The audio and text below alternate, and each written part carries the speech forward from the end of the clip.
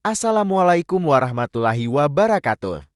Berjumpa lagi dengan belajar kisah-kisah inspiratif sahabat Rasulullah Shallallahu Alaihi Wasallam. Sebelum lanjut, jangan lupa subscribe, like, dan komen para sahabat. Semoga bermanfaat dan menjadi inspirasi bagi kita semua. Amin. Kali ini kita akan membahas tentang sahabat Rasulullah sekaligus khalifah kedua, Umar bin Khattab radhiyallahu anhu. Nama lengkap Umar adalah Umar bin Khattab ibn Nufail ibn Abul al-Uzza Indriya ibn Qurt ibn Razah ibn Adi ibn Ka'ab ibn Lu'ay al-Quraisy al-Adawi. Umar dilahirkan 13 tahun setelah tahun gajah tahun kelahiran Nabi Muhammad.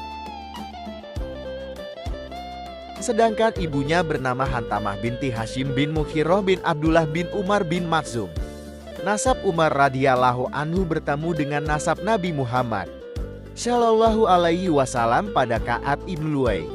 Umar berasal dari kalangan keluarga terpandang suku Adi yang termasuk rumpun Quraisy.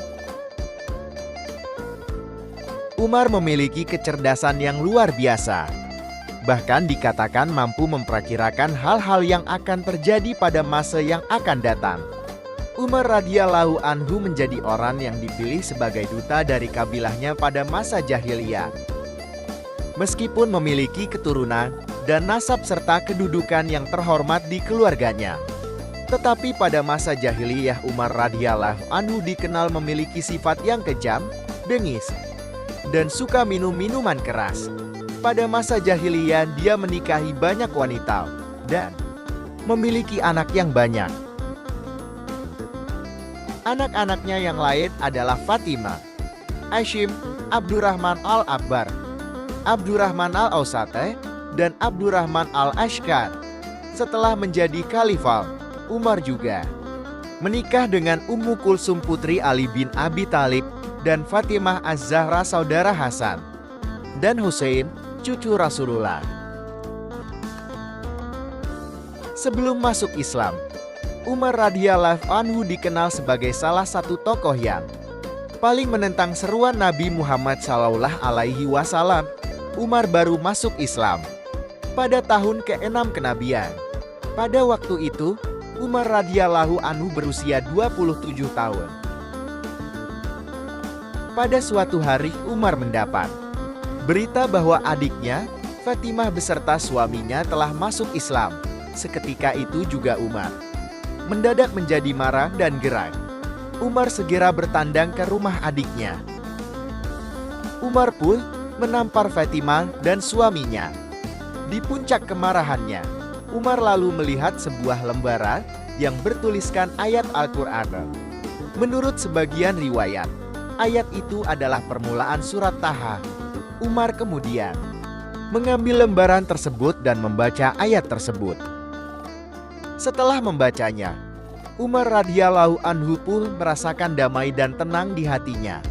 Lantas Umar radhiyallahu anhu ingin menemui Nabi Muhammad Shallallahu Alaihi Wasallam di rumah Al-Arkam. Waktu itu Nabi Muhammad Shallallahu Alaihi Wasallam sedang melaksanakan dakwah secara sembunyi-sembunyi di rumah Al-Arkam. Sesampainya di sana, para sahabat yang berada di dalam rumah Al-Arkam pun menjadi ketakutan, kecuali Hamzah bin Abdul Muttalib, paman Nabi Muhammad Shallallahu Alaihi Wasallam. Akan tetapi dengan tetap tenang dan berwibawa, Rasulullah menerima kedatangan Umar. Dan dengan sikap yang ditunjukkan oleh Rasulullah tersebutlah Umar menjadi lunak dan takut. Rasulullah kemudian memerintahkan Umar untuk masuk Islam.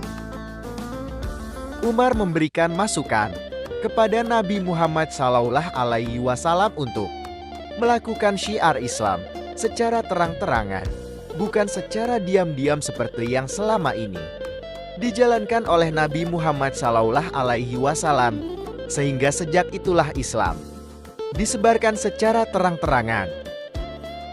Semenjak Umar masuk Islam, Nabi Muhammad Shallallahu Alaihi Wasallam memberikan sebutan kepada Umar radhiyallahu anhu dengan julukan Al-Faruq, yang artinya pembeda. Karena dengan Umarlah Allah membedakan antara yang hak dan yang batil. Umar bin Khattab memerintah umat Islam selama kurang lebih 10 tahun, yaitu pada tahun 634 sampai tahun 644 Masehi.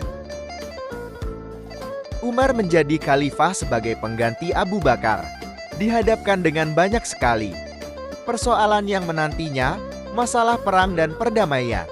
Banyak masyarakat yang membangkang membayar zakat dan persoalan-persoalan sosial lainnya. Masa pemerintahan Umar bin Khattab merupakan masa yang gemilang bagi perkembangan dan kemajuan agama Islam. Meskipun hanya menjabat khalifah selama kurang lebih 10 tahun, akan tetapi banyak sekali prestasi yang telah diraih pada masa itu. Prestasi yang dicapai meliputi banyak bidang, seperti dalam bidang perluasan wilayah, penataan administrasi negara, bidang perekonomian, keamanan dan ketertiban masyarakat, dan sebagainya. Untuk mengungkapkan prestasi yang cemerlang dan sangat mengagumkan tersebut.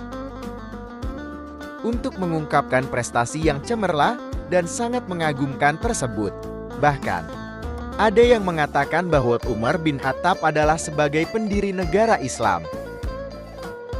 Beberapa prestasi yang bisa dikatakan signifikan pada masa Umar bin Khattab di antaranya adalah 1. Perluasan wilayah.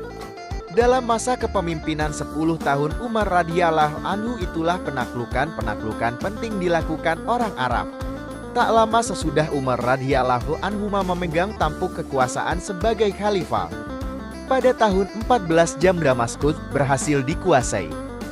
Sebagian dengan perjanjian dan kekuatan, Homs dan Balbalak dikuasai dengan perjanjian, serta Basran dan Ubulah dapat dikuasai dengan kekuatan.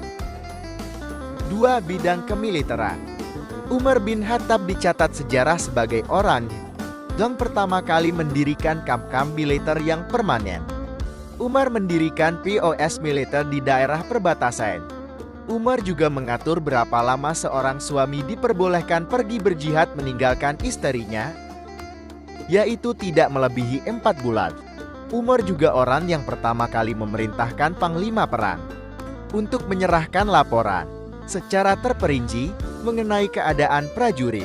Umar juga membuat buku khusus untuk mencatat para prajurit dan mengatur secara tertib gaji tetap mereka. Umar juga mengikut sertakan dokter, penerjemah, dan penasihat yang khusus menyertai pasukan. 3. Meningkatkan administrasi negara. Prestasi dalam bidang administrasi negara pada masa Khalifah Umar bisa dilihat dari terbentuknya beberapa departemen-departemen pemerintahan dan beberapa upaya yang bertujuan meningkatkan kinerja pemerintahan.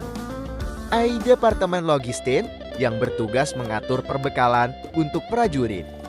B. Pemisahan yudikatif dengan legislatif dan eksekutif dengan mendirikan lembaga-lembaga peradilan di daerah-daerah. C.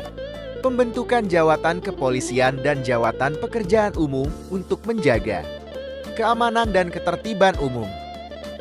D. Pembentukan 2 lembaga penasehat, yaitu yang membahas masalah umum dan khusus. E. Wilayah negara dibagi menjadi 8 provinsi, Makkah, Madinah, Syria, Jazirah, Basra, Kufah, Palestina, dan Mesir. Masing-masing provinsi dipimpin oleh amir. F. Mewajibkan para pekerja dan pejabat untuk melaporkan harta benda. Tindakan ini adalah sebagai bentuk pengawasan Umar terhadap pegawainya. G. Mengadakan administrasi pengukuran tanah dan membatasi jaraknya. H. Membuat sebuah rumah untuk tamu guna menyambut para utusan. E. Membuat tempat peristirahatan di antara negeri-negeri di jalan-jalan. 4. Bidang ekonomi. A. Pendirian Baitul Mal Bait al-Mal untuk pengelolaan keuangan negara. B. Membuat pecahan uang dirham dan menentukan timbangannya. C. Menentukan nafkah anak jalanan yang diambil dari Bait al-Mal. D. Kewajiban membayar jizyah atas ahlul kitab sesuai dengan kemampuan pendapatan pribadinya. Akan tetapi bagi ahlul kitab yang fakir dan leman, kewajiban itu digugurkan. Membolehkan pemberian hutan dari Bait al-Mal kepada siapa saja sebagai modal berdagang. Membasmi penimbun makanan. G. Orang yang pertama kali meletakkan dasar-dasar hisbah, yaitu pengawasan terhadap perekonomian dan pengendalian moral dan pasar. 5. Prestasi-prestasi lainnya. Beberapa prestasi lainnya pada masa Umar bin Khattab adalah: dimulainya penanggalan Hijriyah. Umar mendasarkan alasannya untuk memilih hijrah Nabi Muhammad SAW sebagai awal penanggalan dalam Hijriyah adalah karena hijrah Nabi Muhammad SAW merupakan permulaan pendirian negara Islam. B. Mengadakan muktamar tahunan untuk bagi para panglima dan para pemimpin untuk mengintrospeksi mereka dan mendengarkan pendapat mereka. C. Perluasan Masjid Nabawi. D. Orang yang pertama mengumpulkan orang-orang untuk melaksanakan salat tarawih. Demikian pembahasan kita kali ini, sahabat. Semoga bermanfaat dan kita bisa mengambil hikmah dari kisah beliau. Amin amin ya rabbal alamin.